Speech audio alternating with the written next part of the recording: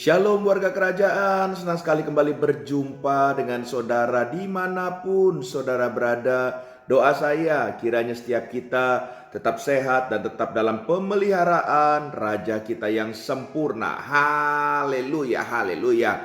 Nah, saudara terkasih dalam Tuhan, di awal tahun ini kita akan merenungkan sedikit kebenaran firman Tuhan yang kita ambil dari Keluaran pasal 15 di dalam ayat yang ke-22 sampai dengan yang ke-27. Keluaran 15 ayat yang ke-22 sampai dengan yang ke-27. Demikian firman Tuhan. Musa menyuruh orang Israel berangkat dari Laut Tebrau, lalu mereka pergi ke padang gurun Syur. 3 hari lamanya mereka berjalan di padang gurun itu dengan tidak mendapat air. Sampailah mereka ke Mara, tetapi mereka tidak dapat meminum air yang di Mara itu karena pahit rasanya. Itulah sebabnya dinamai orang itu Mara. Lalu bersungut-sungutlah bangsa itu kepada Musa. Kata mereka, apakah yang akan kami minum? Musa berseru-seru kepada Tuhan dan Tuhan menunjukkan kepadanya sepotong kayu. Musa melemparkan kayu itu ke dalam air, lalu air itu menjadi manis. Di sanalah diberikan Tuhan ketetapan-ketetapan dan peraturan-peraturan kepada mereka. Dan di sanalah Tuhan mencoba mereka. Firman-Nya, jika kamu sungguh-sungguh mendengarkan suara Tuhan Allahmu dan melakukan apa yang benar di matanya, dan memasang telingamu kepada perintah-perintahnya, dan tetap mengikuti segala ketetapannya, maka Aku tidak akan menimpakan kepadamu penyakit manapun yang telah kutimpakan kepada orang Mesir. Sebab aku Tuhanlah yang menyembuhkan engkau. Sesudah itu sampailah mereka di Elim. Di sana ada 12 mata air dan 70 pohon korma. Lalu berkemahlah mereka di sana di tepi air itu. Haleluya, haleluya, haleluya. Bapak Ibu terkasih dalam Tuhan, kalau kita baca dan merenungkan kisah daripada kebenaran firman Tuhan ini, kita akan tertarik ada satu kata yang kita lihat tadi di ayat yang ke-26, dikatakan Tuhanlah yang menyembuhkan. Haleluya, haleluya. Dan inilah yang memunculkan kata nama Tuhan, yaitu salah satunya Yehova Rafa. Dia Tuhan yang menyembuhkan. Haleluya, haleluya. Nah, kalau kita belajar daripada kebenaran firman Tuhan, Yehova Rafa adalah nama yang paling sering dipergunakan waktu hamba Tuhan mendoakan orang-orang yang sakit. Saudara terkasih dalam Tuhan, saya percaya seperti Alkitab memunculkan kata Rafa ini kurang lebih 60 kali di dalam perjanjian lama.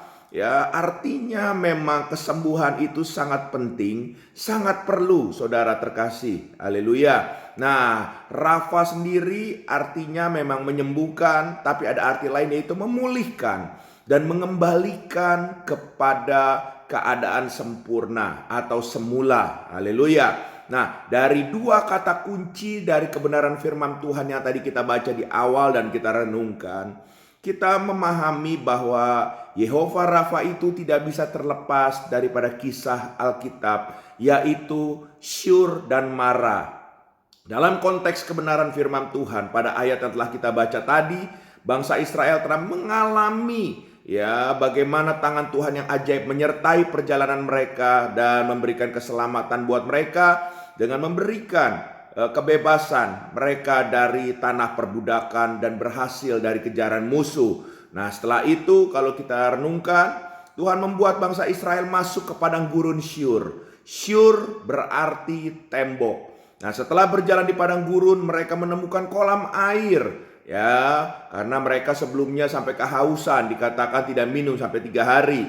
Tapi waktu mereka menemukan kolam air, mereka sudah senang, exciting. Tapi waktu mereka mau minum, ternyata air itu pahit rasanya.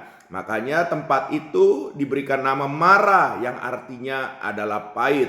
Nah, pertanyaannya hubungannya dengan kita. Bukankah kita juga seringkali menghadapi tembok dalam kehidupan ini? Mungkin tembok itu berupa keputusan dokter, vonis sakit penyakit, tembok berupa musibah kecelakaan, tembok yang membuat Anda mentok melakukan ini dan itu yang Anda inginkan, membuat Anda menjadi marah, bahkan tidak menutup kemungkinan Anda menjadi pahit hati. Dalam keadaan seperti itulah saya mau katakan, makanya Tuhan seperti dalam firman tersebut muncul dengan menamai dirinya, memperkenalkan sebagai Yehova Rafa. Dia Tuhan yang memberikan jalan keluar dari tembok-tembok kehidupan masalah, dan bahkan Dia sanggup memulihkan segala rasa pahit yang hinggap dalam hati kita. Oleh sebab itu, Bapak Ibu terkasih dalam Tuhan, kalau kita bertanya, Pak, apa saja yang bisa Tuhan sembuhkan dalam kita pribadi kita? Saudara, Alkitab dengan jelas Dia adalah Allah yang luar biasa. Ada 3 hal yang Dia bisa sembuhkan. Ya, kita paling enggak kita belajar. Yang pertama adalah aspek fisiknya kita, ya, atau dikatakan physical healing. Tubuh kita Dia sanggup menyembuhkannya dari rasa sakit penyakit. Tidak ada yang mustahil buat Tuhan. Apakah berhenti sampai di fisik? Tidak. Ya, yang kedua adalah aspek jiwanya kita. Dan ini seringkali kalau di pelayanan kita kenal dengan kesembuhan healing, ya, kesembuhan batin, ya, atau emotional healing, ya, atau inner healing, saudara. Ya, dan yang ketiga kita belajar Dia juga sanggup menyembuhkan. Yang paling penting adalah aspek spiritual atau rohani kita, atau spiritual healing. Haleluya, haleluya. Wah, tapi sekalipun Dia sanggup untuk kita mendapatkan kesembuhan, saudara, ada bagian Tuhan dan bagian kita. Ya, oleh sebab itu 2 hal yang perlu kita perhatikan. Bagaimana kalau kita membutuhkan kesembuhan yang datang dari Tuhan itu bisa terjadi? Yang pertama, kita harus mau dengan rendah hati mengaku kepada Tuhan kebutuhan dan ketidakberdayaan kita, ya, di dalam doa-doa kita. Ya, bukan berarti kita nggak butuh dokter kalau memang kita sakit secara penyakit yang kita tahu dalam kehidupan kita. Saudara, Tuhan menyembuhkan kita, saudara harus tahu juga bisa melalui tangan dokter dan obat-obatannya. Jadi dari kisah di Mara ini, ya, saudara ingat baik-baik, air yang pahit baru dapat diminum setelah dilemparkan kayu ke dalam kolam itu. Jadi kadang-kadang Tuhan bisa pakai media apapun untuk menyembuhkan saudara dan saya. Jadi sekalipun kita punya iman bergantung kepada Tuhan, saudara harus tahu yang paling penting Tuhan ingin melihat hati saudara yang selalu berharap kepada Tuhan. Haleluya. Hal yang kedua, bagaimana saudara bisa disembuhkan? Saudara harus beriman, meyakini, menghayati bahwa karya salib Kristus, ya, telah sempurna. Dalam arti di atas kayu salib Dia sudah menanggung segala rasa sakit penyakit kita. Dia akan memberikan kesembuhan. Oleh sebab itu percayalah kepada karya salib Tuhan. Bergantunglah dengan iman sungguh-sungguh kepada Tuhan.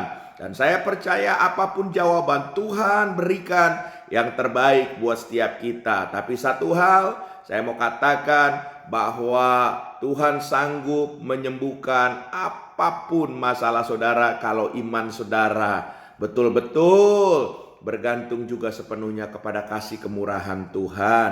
2 hal ini kita pegang. Saya berdoa di dalam tahun 2023 kita semua sehat. Sehat fisik, sehat jiwa kita, sehat juga rohani kita. Tuhan memberkati. Izinkan saya berdoa. Bapa, di dalam nama Yesus, seperti namamu Yehova Rafa, Engkau Allah yang menyembuhkan.